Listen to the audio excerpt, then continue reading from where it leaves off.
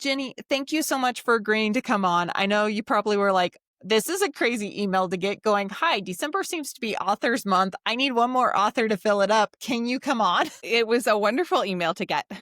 In case people have never heard you before, and I mean, this is what, like your third or fourth time on the show, so I don't know who doesn't know you by now, but can you do a little introduction real quick? Yeah, my name is Jennifer Celeste Briggs, and anyone is welcome to call me Jenny.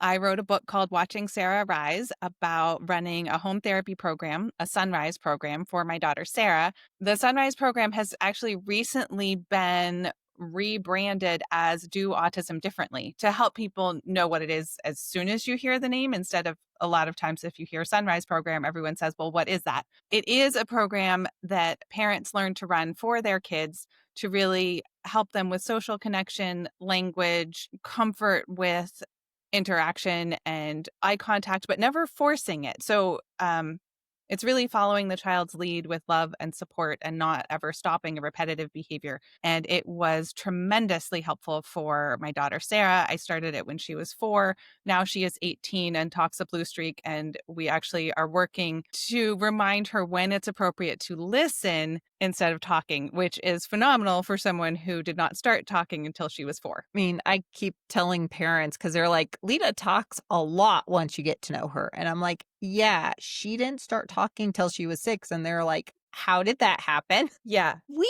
I don't think I've ever asked you this. Why write the book? Mainly because, well, first, I guess it was a lot of my readers of my weekly updates kept saying, you should write a book. You should write a book. When are you going to write a book? And I knew that reading the book Sunrise by Barry Neil Kaufman had helped me know about the program to begin with. And I was so grateful that that was out in the world. And that came out a long time ago. So I wanted to tell my story and help people find out about the Sunrise program, because that's not what insurance is going to cover. It is something that parents have to set up on their own. They can get financial assistance for attending the training, and then they can ask for volunteers, which is what I did. So I had a lot of support, a lot of volunteers coming into the house to help me run the program.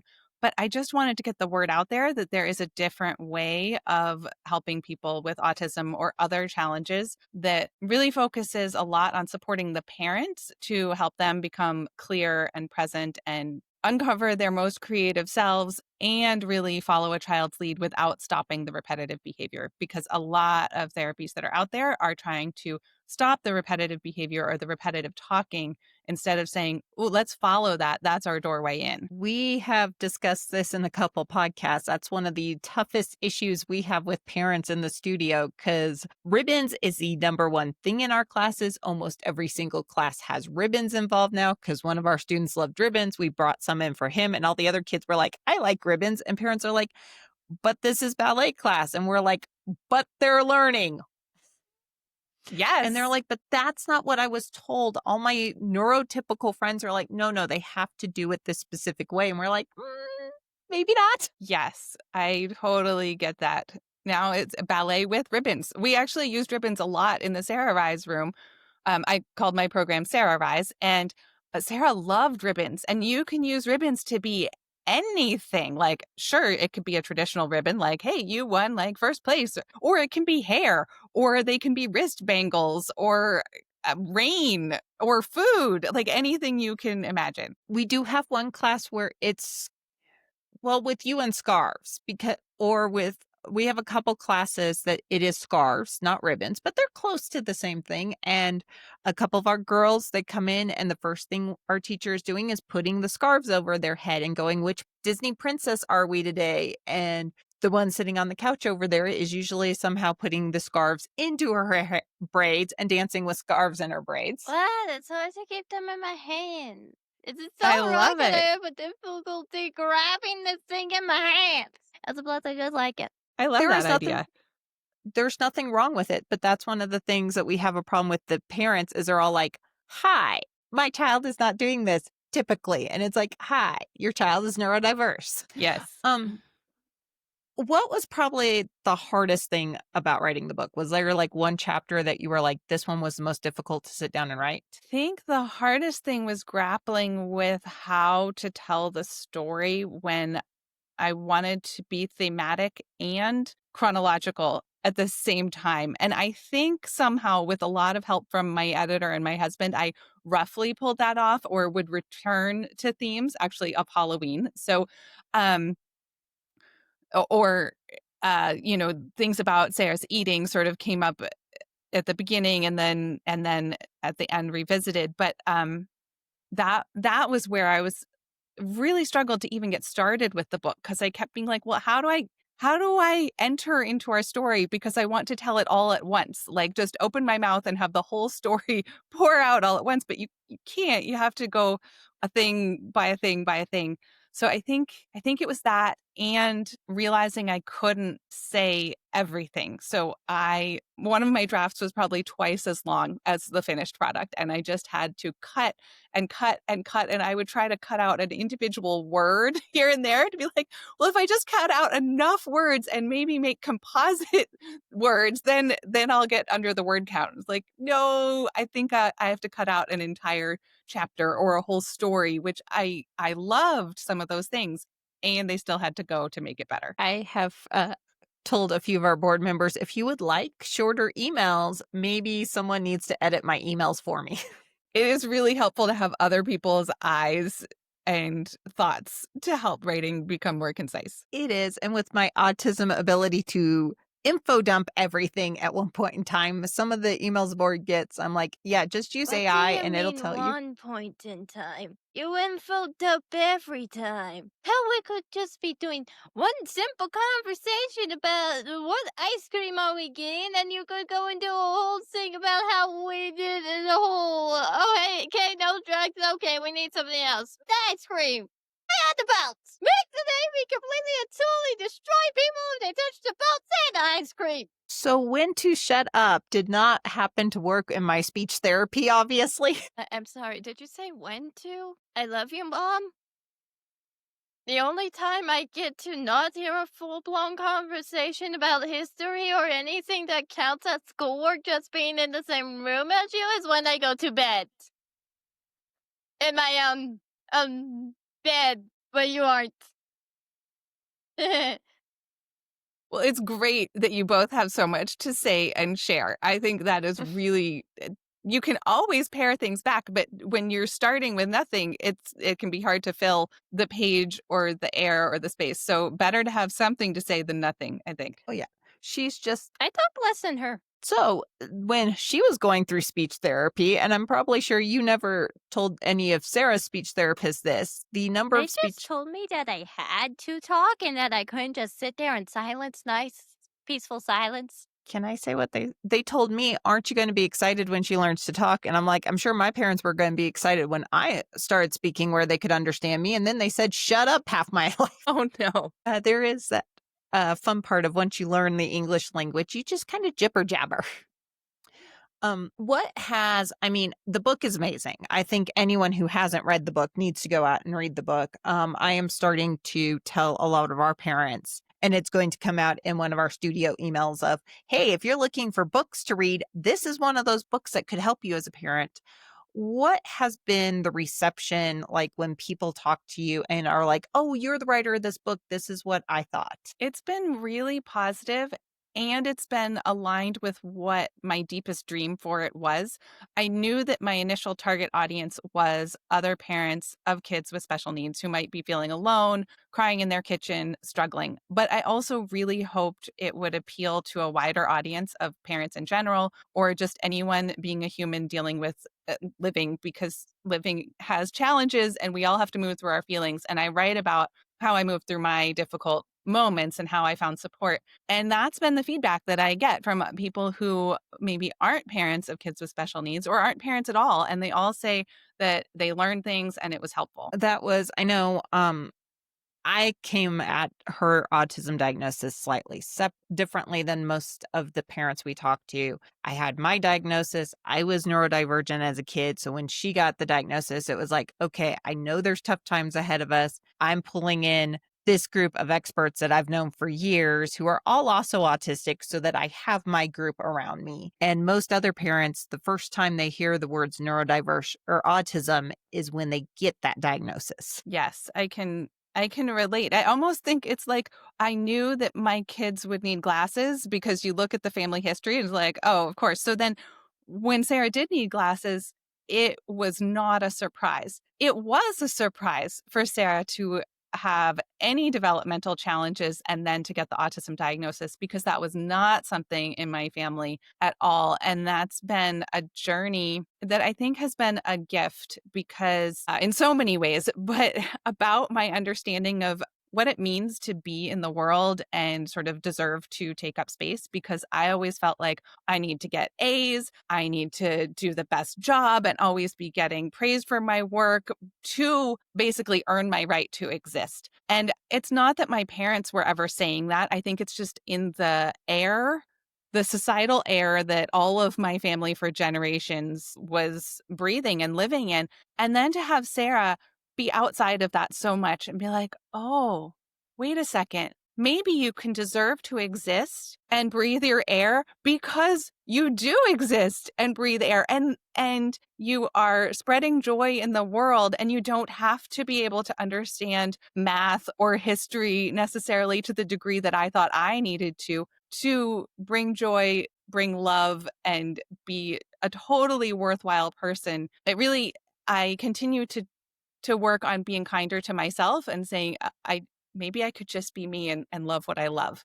Think I spend half my time at the dance studio telling parents that last part. Just relax. You're fine as a parent. Yes, we put so much pressure on ourselves. I think the first few years with Sarah, especially before I went to the Autism Treatment Center of America to learn to run a Sunrise program, I felt so guilty and responsible, even if I knew it was nothing I had done in pregnancy to result in Sarah having the challenges that she had. I still felt like it was my job to work enough to help her overcome her challenges so no one would ever have known she faced those challenges. And it was a journey to accept that, oh, it's okay if people can see that she has challenges. It's okay to have the challenges and to need the support.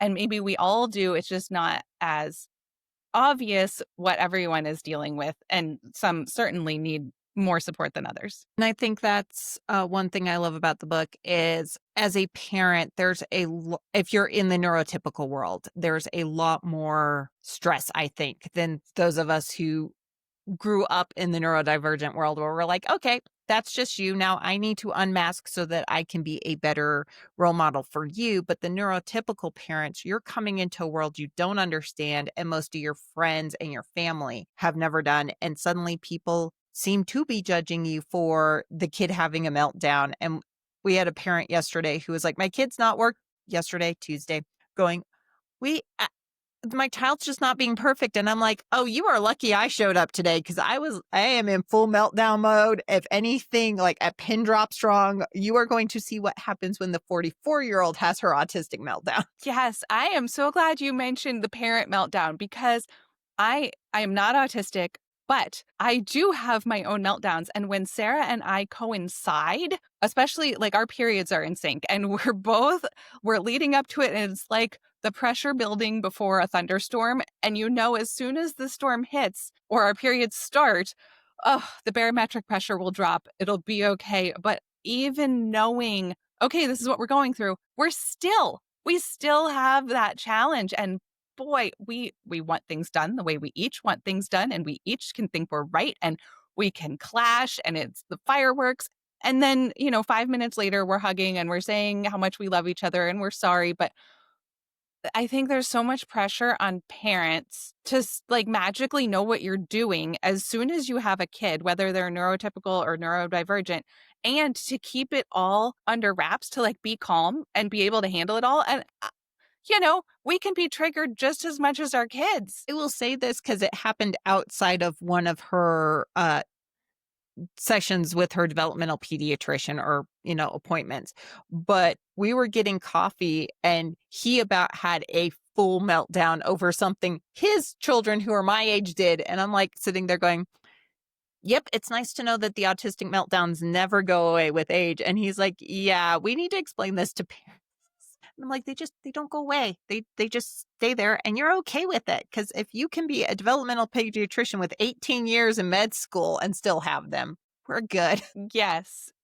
And like parents need the support the same way kids need the support of we need a place to go and have our feelings and have someone listen to us and give us space so that then we can give the space and attention to our kids when they are having their issues. And that seems to be one thing I have new parents because your daughter is 18. You've been in this for a little bit as a parent, but new parents tend to not realize that part. You need your space, your place where you can not chill necessarily, but have a group of people around you who aren't judging you and allow you to have that meltdown where you're somewhere safe as a parent. Absolutely. Personally, I love my kitchen floor. I like to snuggle up next to the cabinets. And so I'm like in a corner and just have a good cry.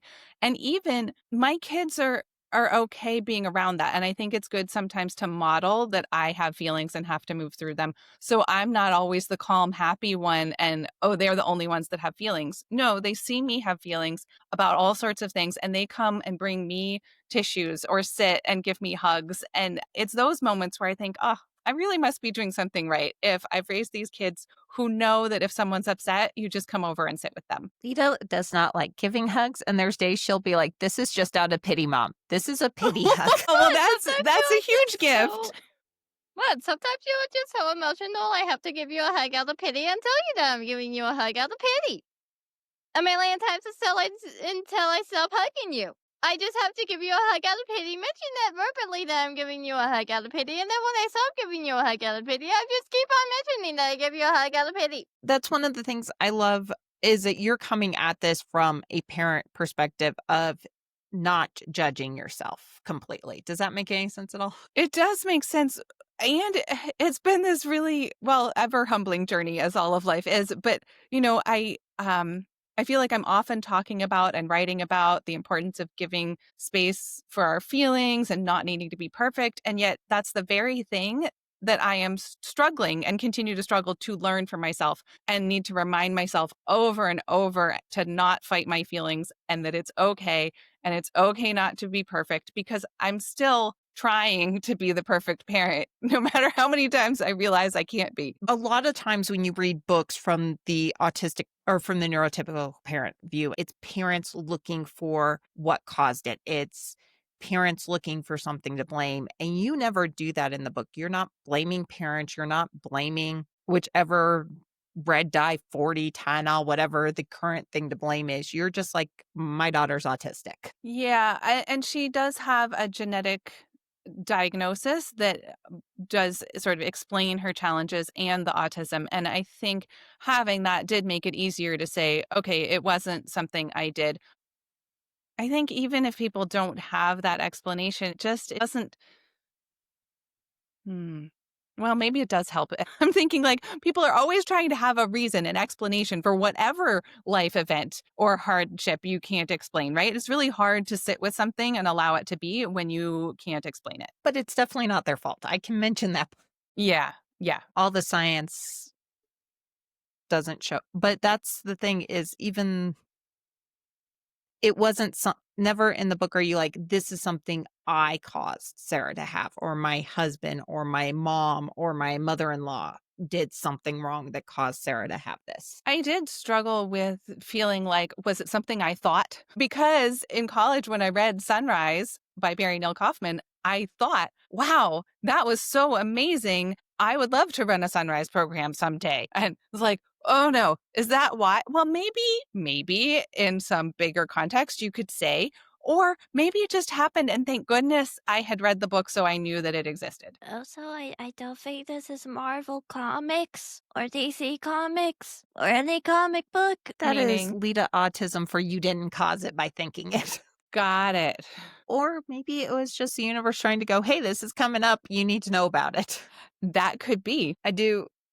Because one of my friends, they just keep joking. And I'm like, no, it was because you were autistic as a kid. He's like, well, I went through all these therapies as a kid. It was prepping me for my kid to go through therapies. I'm like, or the fact you were diagnosed with classic autism in the 80s. I don't know, one or the other. Mm-hmm. What has been the best part about writing the book? Knowing that it has been helpful to other people. Like when I have read some reviews or gotten some feedback from readers who are on the spectrum, and they say that it was healing for them to know that there are families out there who are changing their own life and their own home in order to support their kid in a way that these readers were not, because maybe their parents didn't know about it, or they didn't obviously need as much help as Sarah did. Um, but knowing that it can be sort of retroactively healing for people is really wonderful, or that other parents who have kids with special needs or without special needs can read it and feel that they're not alone in whatever emotions they have had. So the big question, Sarah is verbal. She can tell you what she thinks. What does she say about the book? She likes the book. She likes to listen to the audiobook version that I read. But she hasn't listened or read all the way through because she'll get like a favorite part and want to listen to that over and over. Which of course she picks the part that's like hardest for me to listen to, about when she had an anaphylactic reaction to something. It's like, must we relive this over and over? And while she is quite verbal, she also can't always explain necessarily how she's feeling or reacting. So I know that for a long time, she loved to carry the draft of my book, and she loved to read it and mark it up and cross things out and write tiger. Um, but I don't know on sort of like the deeper level how it really hits her. I know she pretends to write Sarah Rise updates the way I write a weekly update. And so I know that she was comfortable with it coming out. And sometimes now, if I'm going to write about something in an update, I ask her, hey, is it okay if I write about this? And then she says yes. It's the same as I ask her sister Amy if it's okay to share certain things. Which I think that actually connects to the difficulty of how you can have a verbal person who can still really struggle to tell you something. So anything about Sarah and her body and how she's feeling and health can be really difficult to get a true answer, because her connection to time and her sense of a timeline is very different from my own. And so she might say something and I'll be like, oh, that's from a week ago, or that's from a year ago, or you're explaining something that someone else just went through. What are you actually feeling now? Or she'll be trying to guess what she thinks I want to hear or what she wishes. So if she's not feeling the best, she might say, I'm feeling good. I'm like, uh-oh, if you're announcing you're feeling good, that's because you're not feeling good. So I feel sometimes like I'm inside an Escher print and trying to figure out which way is up and what is actually happening for her. I'm just excited the teenager didn't give me a look, because she and my husband, the moment I say I'm feeling good, they're like, so you're dying? No. But I mean, you must be automatically dying if you're saying you're feeling good and you have no complaints on Congress and the world. And if you're not saying somebody just died, you must be the one dying. If you're not mentioning any part of doom or gloom, you must be automatically dying. So yeah, I work in politics way too much. And shutdown has been fun for her and my husband, because I have been on phones trying to figure out things, and he's military, so he keeps coming home going, I'm just going to ask all your friends to write me a paycheck until they vote for me a paycheck. Oh my gosh. Okay, at least that's better than the conversation that happened last night. I ended up in bed, probably almost dying last night. But I know sometimes I will have to translate for Leta, because I do know what she's saying, and people are like, that sounds so weird. She must not be emotionally mature enough or even intellectually mature enough to have a conversation. And I'm like, or you just can't understand what she just said. Do you ever feel yourself doing that with Sarah? I definitely do. Maybe give like context for other people. Like they might understand what she said, but they don't know the context of, oh, she is newly excited about the concept of a computer mouse. And so that is going to be entering into all of her conversations. And she might even refer to herself as computer mouse. Like that's her new name. And so then I have to fill people in. Of course, they can understand that she said computer mouse. They just don't know, oh, wait, how is this fitting in? Oh, she's being creative. Oh, okay. Everything that she's saying, just swap in that she's referring to herself, and then you know what's going on. And it's getting less and less, thankfully, but there used to be an idea out there that autistic people couldn't be creative. Sarah is so creative. I have trouble keeping up, but I remember in her early days wondering if she would ever be able to play imaginatively. And now I think, oh, it's almost like with the language of like, will she talk? Oh, yes, she could talk and she's so creative.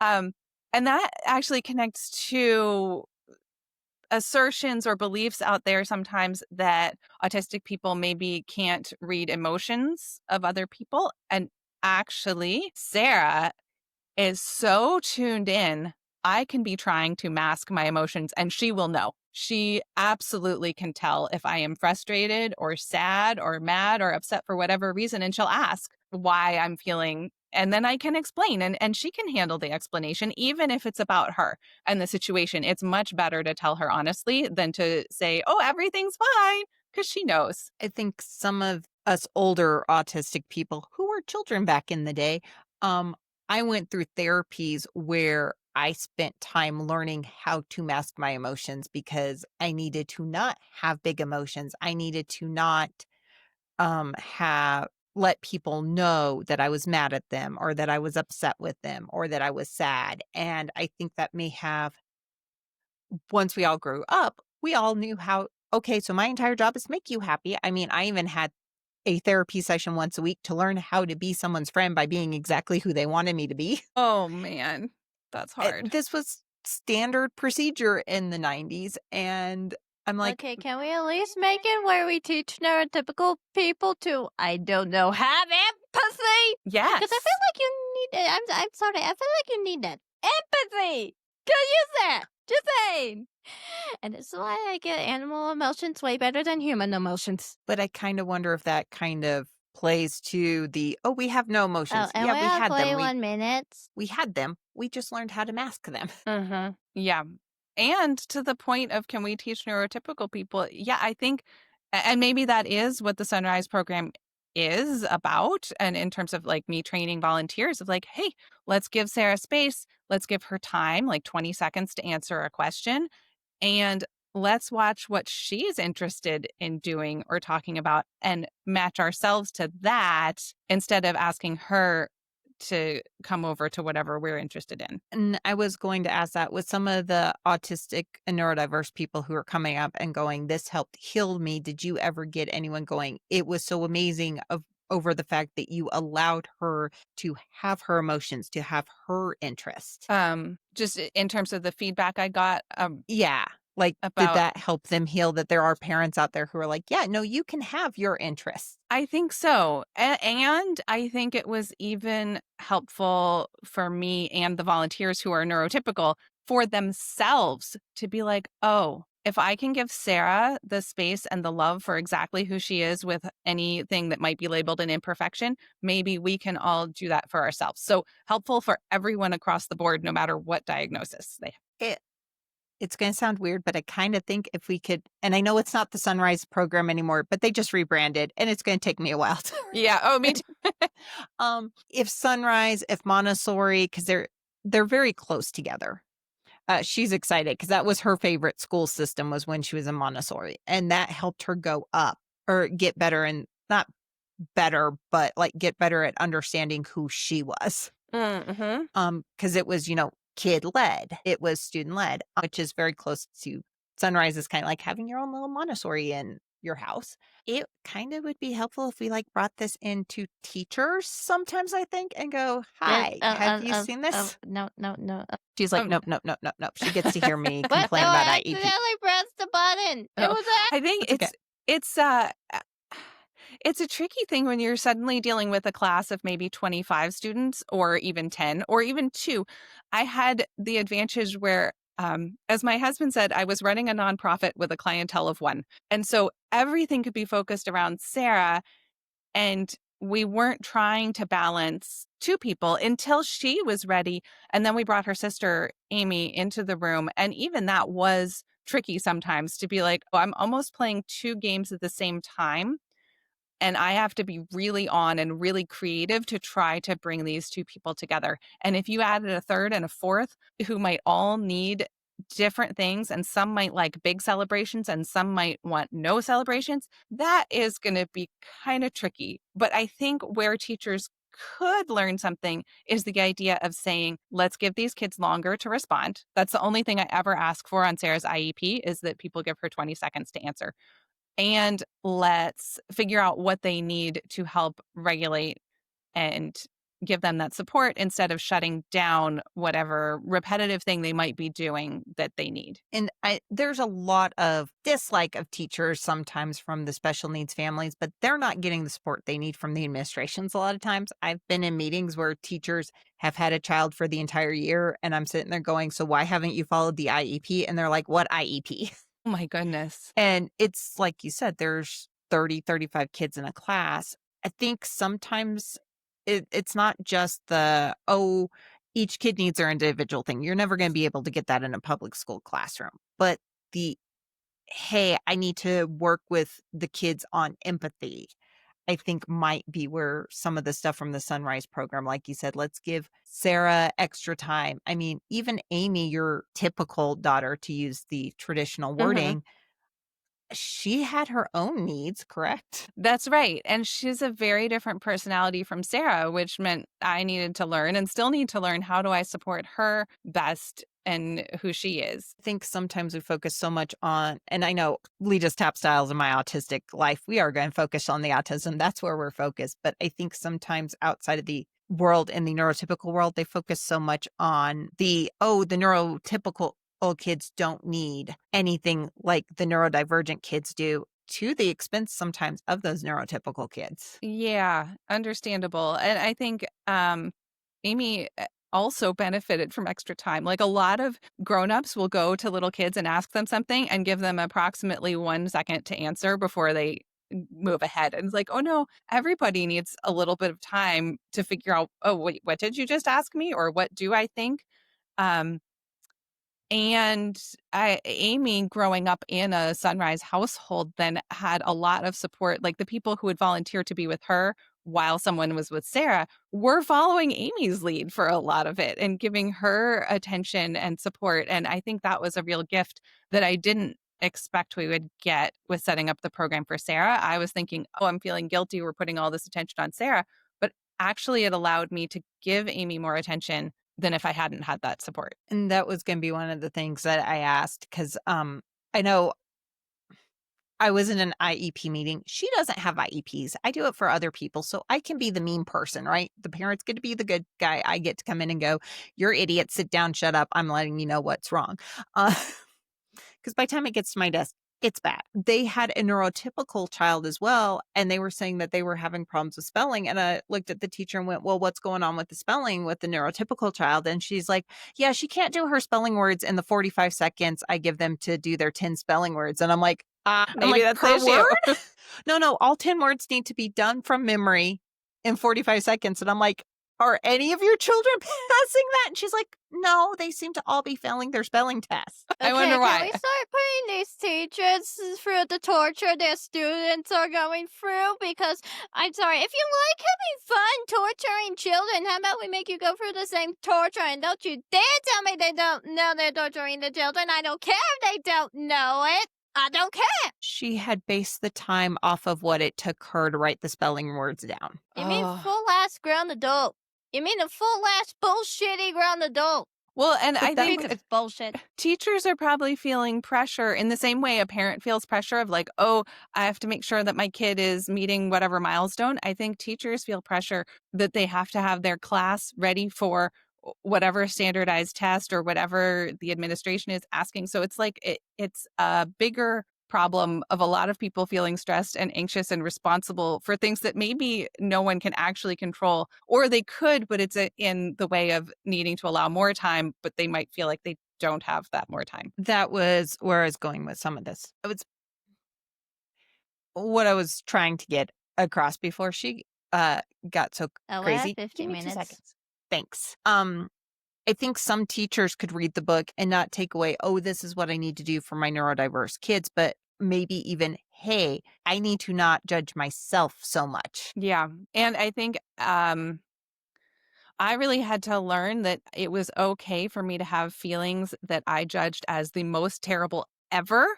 And that if I didn't let it come out into the air so it could evaporate, then I was actually still toting it around. And if I could just face it and look at it and be like, yep, oh, okay, I'm not the most terrible person. I can let that go. And I think everybody probably has those moments that they really just don't want to look at the truth of what they're feeling. And then she is right. We're getting close to 50 minutes. So I could talk to you forever about this, but I'm sure. um d- she's like, she's gonna be a little producer, Jen. I What can do you mean? see. Oh, we're at 51 minutes. Okay, so blah, blah, blah. Thank you for being on the podcast. Blah, blah, blah, blah, blah. People, shills, we're fine. Okay, so Jenny, where can people find you online? And are you coming back on the podcast? Please say yes. I would be honored to come back on the podcast anytime. And my website is watchingsarahrise.com. And it makes the book is fine. Watching Sarah Rise. It's available everywhere. I know that because I went to Barnes and Nobles to pick up mine. It was a very dangerous thing because I also had them deliver it to Barnes and Nobles. So I had to walk into the store twice.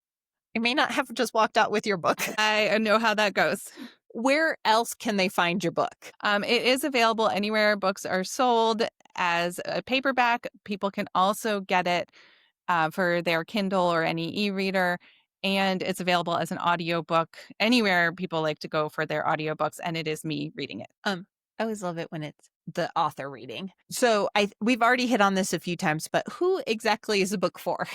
Other than everyone. Other than everyone. At the most basic level, I really, really, really hope it could be helpful for parents who have kids with any challenge, not necessarily autism, but where they're feeling alone or they're feeling like a bad parent or they're feeling like they're not good enough and they can't do enough and they're crying alone in their kitchen instead of feeling like the kitchen is a great place to cry and recoup. I want them to know that they're not alone and they don't have to be perfect and they can make small changes that could actually make a huge difference for their child. Well, thank you. She's like, I'm confused about the kitchen thing. And there are some people cry on the kitchen. I just cry all over the house. Well, that too. I do that What? too. The kitchen. Okay, on with what? People. Well, thank you for coming on again, Jenny, especially on such short notice where I'm like, hi, can you hop on? Because this looks like we have nothing but authors and I don't want to go find someone I don't know to be the last author here in December. I'm so glad you reached out. And we will definitely have you on again. Bye for now. Bye. Hello, thank you for watching the podcast and please subscribe and also look at the adorable paper. So if you want to subscribe for it and also please leave a like. And don't forget if you subscribe to our stuff you won't miss any of our new podcast stuffies. And also you can see the adorable paper. Don't you like it?